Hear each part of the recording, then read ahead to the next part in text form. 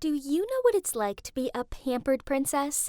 Well, I do, because my dad's a billionaire, so the high life's mine. Not only did we live in a 5-story mansion, but I grew up never having to lift one of my pretty, perfect, delicate fingers.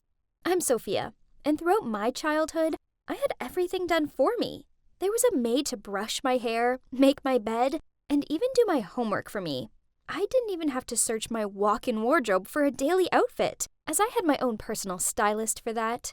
So what? I'm spoiled. But I can't help being so perfect. I'm far too gorgeous to be stuck in a stuffy classroom studying. Not when I could be partying or schmoozing with the stars at swanky cocktail balls. But then, one morning, after a particularly crazy night out, I arrived home with a makeup-smudged face and only one shoe. Dad frowned at me, and then he said, "Sophia, you can't carry on like this. You're going to college, starting next week." "But, Dad, I don't need to go to college. School sucks. Plus, we have enough money to last us several lifetimes. Let's just travel and have fun." But Daddy insisted I couldn't just sleep all day and party all night. Ugh! So, I decided to major in interior design for now. Some of the course was okay. I mean, I liked the pretty fabrics, but I just didn't see the point in being there. So, after a month, I dropped out and planned a long trip away with my besties. But there was one tiny problem, as paying for this trip would cost way more than my allowance could cover. So, I had no choice but to don my best puppy eyes look and ask my dad for money. "Daddy, please. College just isn't for me.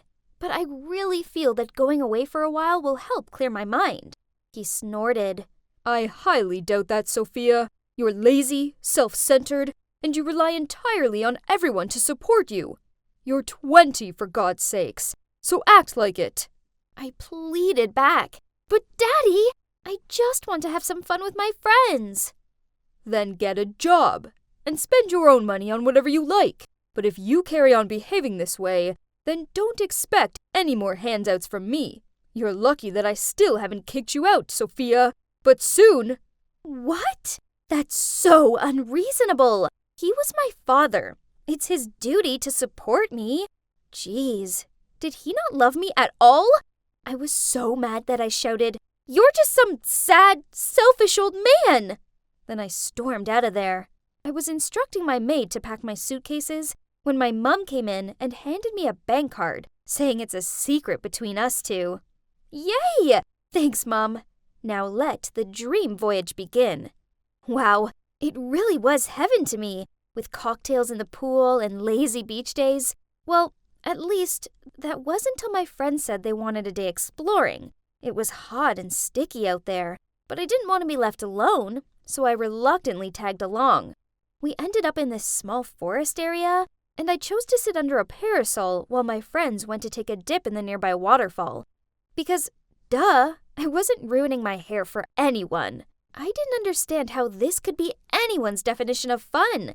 I just hoped that my friends would hurry back. Then I heard footsteps. I turned around, thinking it was the girls, but instead, there were 2 men with balaclavas on. Oh no, this couldn't be good.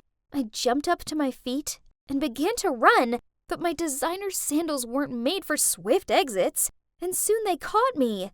I screamed out as a smelly cloth went over my mouth. After that, the world began to darken around me. I flickered my eyes open. Geez, it was so sunny. Where were my sunglasses? That's when I heard 2 voices, and I remembered being kidnapped. I heard the one man say, "Got her phone?"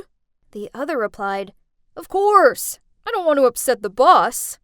I was so scared that I pretended to still be unconscious. Then suddenly, I heard the sound of the engine starting.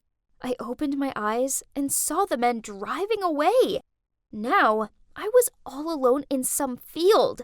What? Why would anyone kidnap someone, then just leave them in the middle of nowhere? My friends must be so worried about me. I needed to contact them. But how? I had no idea where I was, and no phone. Ugh, I should find a way out of this deserted place first, then borrow someone's phone. The kidnappers had left a bag next to me, which had a bottle of water, some snacks, and some gross-looking sneakers in it. Yuck! But I had no choice but to put them on, as my sandals were now torn. Ew! I would need so many pedicures to recover from this. I took the bag with me and started walking. After what felt like hours of torture, a farmhouse finally came into view. I whooped with joy and knocked on the door, but no one answered. I know trespassing is wrong, but this was an emergency, so I pushed the door open and ventured inside. I was just going to make a quick phone call, then I'd leave. But then I accidentally stumbled and knocked over a vase. A smashing sound broke the silence. I panicked and was about to run away, but from upstairs, a man came down and shouted, "Stop! Thief!" Before I could explain, he grabbed my hand and pulled me back. I tried explaining that I wasn't a thief, but he gave me a skeptical look and said, "Well, in that case, you can leave once you've paid for my vase. That's a collectible." What? This ugly thing? Ugh! I told him I would as soon as I made a phone call, so he doubtfully passed me his cell. I stared at it.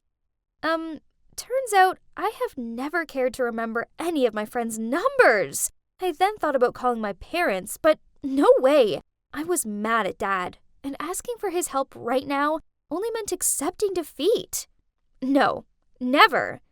I told the man I would pay when I got home, but he refused to let me go. After a while of arguing, he forced me to stay and work for him until I paid it off. He even made up an agreement and made me sign it. And what other choice did I have? Yep, I was completely stuck here. This was the worst day of my life. He said his name was Manson. Then he showed me where I'd be staying. This had to be a joke. It was a barn. Literally. There was an uncomfortable-looking bed in there, and I could hear horses neighing in the barn next door. Was he kidding me? I was sitting there in despair when my stomach rumbled with hunger, so I barged into the kitchen and ordered Manson to make me some food. But he just pointed at the eggs by the stove and told me to make myself something to eat. Sure, I'd definitely do that. If I knew how to cook? Manson just sat there smirking while I threw the whole egg into the pan and then spent the next half hour trying to work out how to turn the stove on. In the end, I gave up and returned to my so-called room with an empty stomach. If you think that was bad, well, things soon got a lot worse. At 5 a.m., a noisy rooster woke me up, and then started my disastrous days at the farm. I accidentally dropped the bag of seeds onto the floor and got them in my hair, so the chickens chased me around the pen to get to them. I slipped over in the pigsty. Ew! I chipped a nail cleaning out the rabbit hutch. I even fell into horse manure. It was awful. Then on top of it all, Manson was so rude. He just laughed at me struggling with everything. But then one day, it all got too much for me. I was exhausted and felt so dizzy that I stumbled and broke 2 baskets of eggs. It really hurt so bad, and I was even in tears, thinking Manson would be mad. But instead, he ran over to check on me.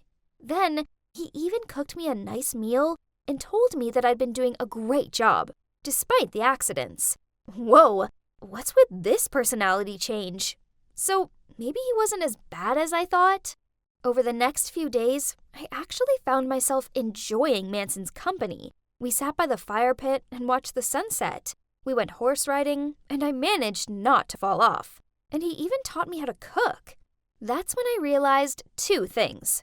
Firstly, I'd been a brat.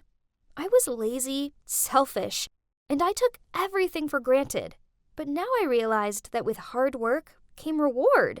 And secondly, I realized that I liked Manson a lot. So I decided to do something nice for him. I gave the barn a makeover. It was just simple things, really. I put a rug down, added some plants, hung up a few pictures and fairy lights. Then I dragged Manson over to have a look. He peered around the barn, then smiled. "Sophia, This is so lovely. Then he awkwardly looked down at his feet. Look, I need to tell you something. It's your dad. He hired those men to kidnap you, then paid me to let you stay here. I laughed over that ridiculous joke, but then he continued. Your dad wanted you to change your outlook on life and understand the value of money. He only has your best interest at heart. Wait, was this all just a setup? With teary eyes, I looked straight at Manson and said, I was going to tell you that I have feelings for you, but I suppose you don't feel the same. I need to go. Please tell my father to send someone to pick me up ASAP, unless he's okay with me walking all the way back home without any phone or cash. Then I hurried out of there. He shouted after me, but I ignored him. I was so angry and upset. I continued walking until a car eventually pulled up alongside me. It was our family's driver. He took me home. Then I locked myself in my room, refusing to come out. It took a few days for me to calm down enough to go confront my father. And when I did, well, I found myself running into his arms and telling him how sorry I was. He looked so shocked. I finally realized that my dad only did that because he loves me, and he wanted me to see the true values of life. I told him I would resume my studies at college, but there was something else I needed to do first. I showed up at Manson's doorstep with some carrots for the horses and a new vase. On seeing him, he grinned, then gave me the biggest hug. Guys, life isn't all about designer clothes and expensive holidays. Sometimes a stinky farm full of even stinkier animals and a cute guy, well, that can be the best place in the world. As for the future, well, Manson and I are both taking it slow and seeing where it goes. I do have big plans for his farm, though. I'm helping him renovate the barns into holiday cottages so other people can sample the country life too. A part of me will always be a pampered princess, but as for the other part of me, well, it turns out she can make a mean egg bagel and outrun a pen full of chickens. Don't take life for granted. It doesn't matter how pretty and rich you are. Instead, there's far more to life than just that.